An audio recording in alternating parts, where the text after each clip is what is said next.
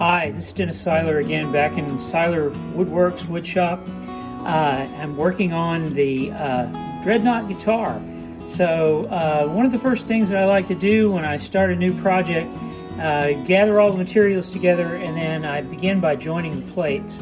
So the top back plate and the back plate are book-matched wood, which means that they are identical halves. So here we have a top. This happens to be a torrefied Adirondack spruce top, and in the tree these two halves grew next to each other just like this. So when it was sliced in half, you open this up, they are mirror images of each other, and it's known as book matching. So that is done to give your top a nice aesthetic balance and also an acoustic balance, because you know that the wood on each half is as close as two pieces of wood can be. The next stage, once you get your wood into rough thickness, and I like to join my plates when the woods are just a little bit over thick. The reason for that is it gives me a little bit more gluing surface to work with right here. So the next stage in getting these things jointed, and I've already done that on this top. We'll do it. I'll demonstrate it on the back. The next stage is planing and joining down the edge of this so that these are absolutely matched. And you want this to be absolutely dead flat. No bumps, no lumps. And so you run it over a joiner a few times and use a joining plane. And I like to finish up with some sandpaper on a marble slab. So I've cut some sandpaper on a marble slab that I use to join these two. And you know you're getting close when you can put the two halves together and not see any light. So what I like to do is called candling.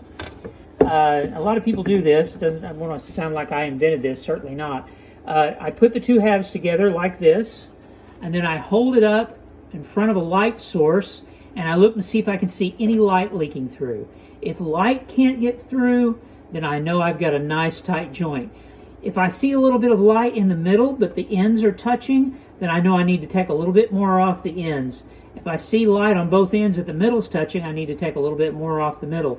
It's a very, very finicky, fiddly process, and it's absolutely necessary that it be done exactly right. Well, this is a good, nice, tight, airtight fit here, and what I'm going to do now is glue these two edges. And so there's a glue joint that runs the full length of the center of the guitar on the top, and that's the joint I have to make. Ideally, that should be almost invisible.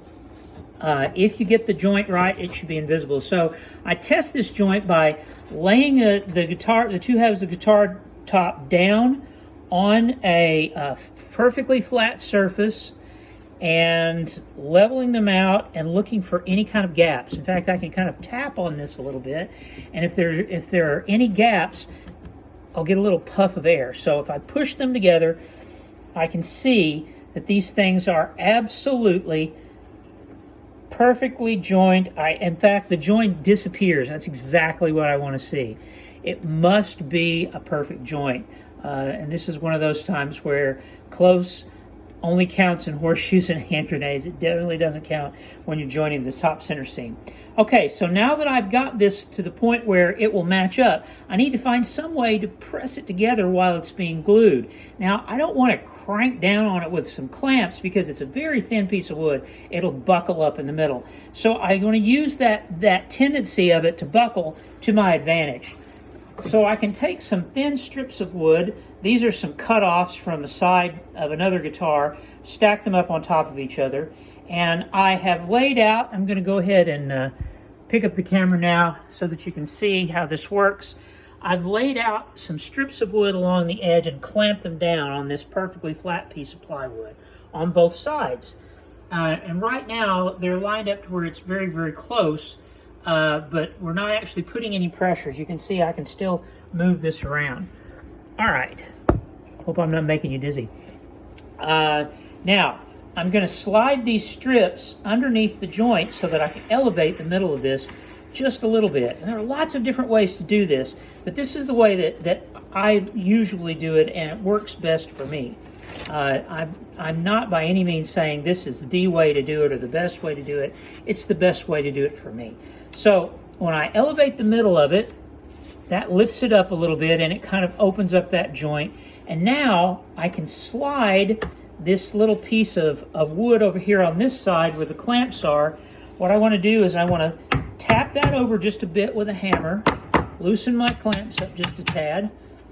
These are cam clamps. I've had them for 40 years, so they're beginning to show their age a little bit.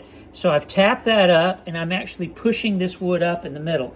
Now down here on this end, I see that there's a little bit of space in. So I'm going to need to loosen this clamp and tap this piece of wood in on the side. Like I said, there's lots of different ways that you can do that. And now I get a little bit of a buckle there. It's pushing up in the middle. So I don't know if you can see that or not. Let me adjust the camera just a bit so that you can see that joint. We're actually looking down the center of the joint right here, and you can see that it's bowed up in the middle. So I'm going to pull these strips out, and now ideally I should be able to, with just light finger pressure, press that down and see that that joint completely and entirely disappears, and it does. So that tells me I can put enough pressure on this. Because it's such a tight joint, I can put, with no more than that, I can put enough pressure to get this to close when it's glued. Okay, so now I can pop it up again. And one of the things I hope you notice is there's a piece of waxed paper under this on the board that it's sitting on. This piece of waxed paper will keep it from being glued to the board. You don't want to glue it down to the board. One of the first rules of luthiery: do not glue the guitar to your workbench. And the second rule would be, do not glue yourself to the guitar. So, if you can get past those first two, there are lots of other rules, but start there. Okay, so I'm going to line these two pieces of wood up, put them side by side, sort of press them together, and give myself access to this edge right here. And I'm going to join them with glue. Now, in the past, I've used lots of different kinds of glue. I've used a yellow aliphatic resin glue, like Type Bond 1. It needs to be something that is water soluble, because it might be something that you need to take apart at some point. I've also used other types of carpenter's glue. And what I've been using lately, and I really love this stuff, is fish glue. So the original vintage guitars, again, we talk a lot about those golden age, pre-war vintage guitars, were all assembled with some sort of animal glue. It was usually hot hide glue. And I have used hot hide glue before. The problem with hot hide glue is the hot part of it. You have to have a glue pot. It has to be in water. You can't get it too hot. Once it cools off, it solidifies. It is animal-based. It's basically gelatin. It's unflavored gelatin. That's what hide glue is. My good friend Sam Compton, the violin maker, taught me that. The very highest grade of hide glue is Knox unflavored gelatin. There, I've just given you the secret. All you violin makers out there, try it sometime. The problem with it is you cook it up in a pot, you get it up to about 125 degrees, you use it, and then it gels. And you can use it again, but you'll have to heat it up, and you've got a limited time before it goes bad, because it is an animal product. This is fish glue. It's been around since the Middle Ages or before. In fact, I think I read that the Egyptians used this. It's actually made from the swim bladders of fish. Surprisingly, it does not smell at all like fish. In fact, it doesn't have much of a smell at all. And it keeps. This will keep for a couple of years if you keep it in a cool, dry place. And it dries as hard and as brittle as hot hide glue. You just have to wait a little longer. Well, the wait a little longer part is the part I like, because I've got a good 15-20 minutes of work time with this that I can move things around and safely put it all together. If it doesn't turn out quite right, I add a little bit of steam, a little bit of moisture. It comes right back apart. Steam and moisture will also put it back together again. This is wonderful stuff. It's as hard and brittle as the original hide glue. You get the same acoustic properties on the guitars as you do with the hide glue, but you don't have to mess with that glue pot and with the glue setting up and spoiling and getting it too hot and all those other things. So there's my little 2-bit commercial for fish glue. All right, so I'm just going to put a bead of fish glue right along the edge of here. The best tool for this job is actually right here, your finger. And what I'm going to do is just spread that very thin. You don't want to glue it to death, but you do want to get a nice thin layer of glue on both of the mating surfaces. And the hard part is keeping it from going down between the two halves. Now, if you notice this thing, I've got the outline of a guitar drawn onto it. You can see that in pencil. And that helps me keep it oriented, because you can turn these the wrong way. You can get one side going the wrong way. And that's, that's not a thing you want to do. Okay, so now I've got the two halves. I've got the glue on both edges. I've got my strips of wood set. Now I'm going to very carefully line these up. If you get a couple of drops of glue out of place, it's no big deal. And I'm going to press this in.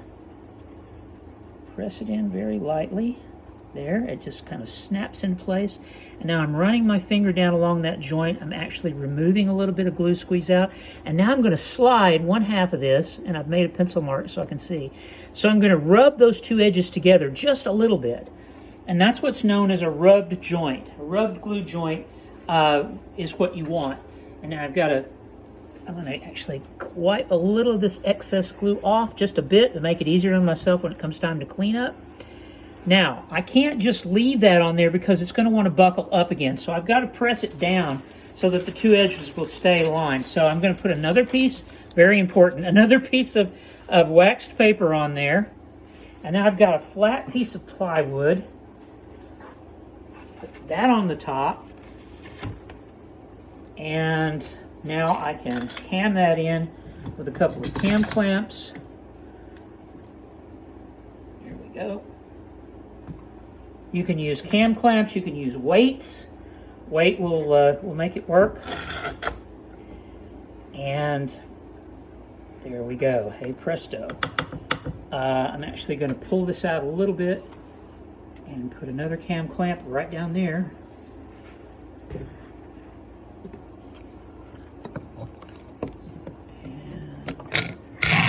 That up with the center line.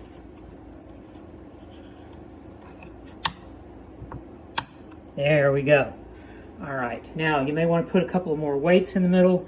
If you have developed that healthy sense of paranoia that all guitar repair people have, you can never have too many clamps. I've heard all kinds of woodworkers say that, and I think it's absolutely true. Okay, so now I'm going to let this sit overnight because it's fish glue. I'm going to put the cap back on my fish glue so it doesn't dry out. And when I come to take this apart, the first thing I'm going to do, this is very important, I'm going to take the clamps over on this side that are putting side pressure in. I'm going to take those off first before I take this board on the top.